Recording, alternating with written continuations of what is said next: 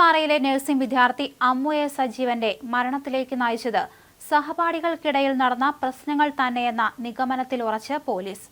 മരണം സംഭവിച്ച് ഒരാഴ്ചയ്ക്കുള്ളിൽ തന്നെ ശാസ്ത്രീയമായ അന്വേഷണത്തിലൂടെ അമ്മുവിനെ മാനസികമായി പ്രയാസപ്പെടുത്തിയ കുറ്റക്കാരെ കണ്ടെത്താൻ പോലീസിന് സാധിച്ചു.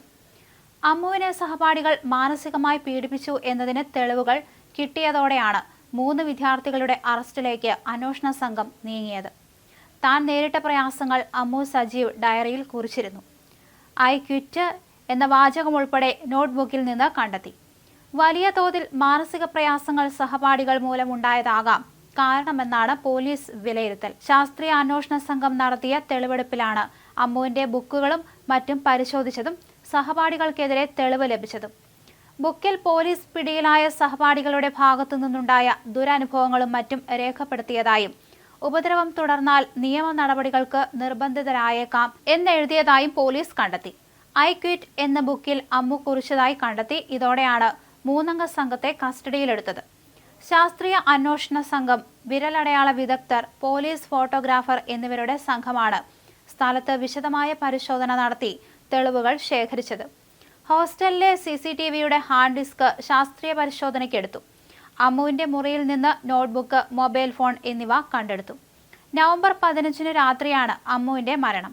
അതിനും ഒരാഴ്ച മുമ്പ് തന്നെ സഹപാഠികൾ അമ്മുവിനെ മാനസികമായി പീഡിപ്പിക്കുന്നുവെന്ന് ആരോപിച്ച് പിതാവ് Sajeev Chuttipara school of medical educational പ്രിൻസിപ്പലിന് ഇമെയിലിലൂടെ പരാതി നൽകിയിരുന്നു.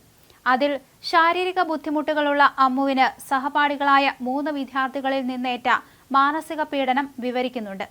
ആരോപണ വിധേയരായ വിദ്യാർത്ഥികളോട് വിശദീകരണം തേടുകയും മെമ്മോ നൽകുകയും ചെയ്തിരുന്നു.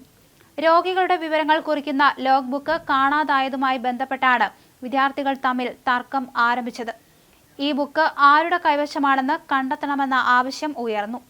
സഹപാഠികളിൽ ഒരാളുടെ ബുക്ക് അമ്മു എടുത്തു എന്നാരോപിച്ചാണ് പ്രശ്നങ്ങളുടെ തുടക്കമെന്ന് പോലീസ് കോടതിയിൽ വാദിച്ചു. അമ്മുവിനെ ടൂർ കോർഡിനേറ്റർ ആക്കിയതും സഹപാഠികൾക്കിടയിൽ പ്രശ്നങ്ങൾക്കിടയാക്കി. പ്രതികൾക്കെതിരെ അമ്മുവിന്റെ പിതാവ് കോളേജ് പ്രിൻസിപ്പലിന് അയച്ച പരാതിയും കോളേജ് അധികൃതർ സ്വീകരിച്ച നടപടികളുടെ രേഖകളും കണ്ടെടുത്തു.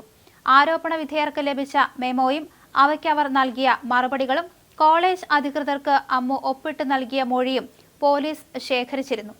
മാനസിക പീഡനവും ശാരീരികമായി ഉപദ്രവിക്കാൻ ശ്രമിച്ചതും അമ്മു അതിൽ പറയുന്നുണ്ട്. സഹപാഠികളുടെ മാനസിക പീഡനം മരണകാരണമായിട്ടുണ്ട് എന്ന് കണ്ടെത്തിയതിനെ തുടർന്നാണ് മൂവരെയും പത്തനംതിട്ട DYSP S നന്ദകുമാറിന്റെ നേതൃത്വത്തിൽ കസ്റ്റഡിയിലെടുത്തത്.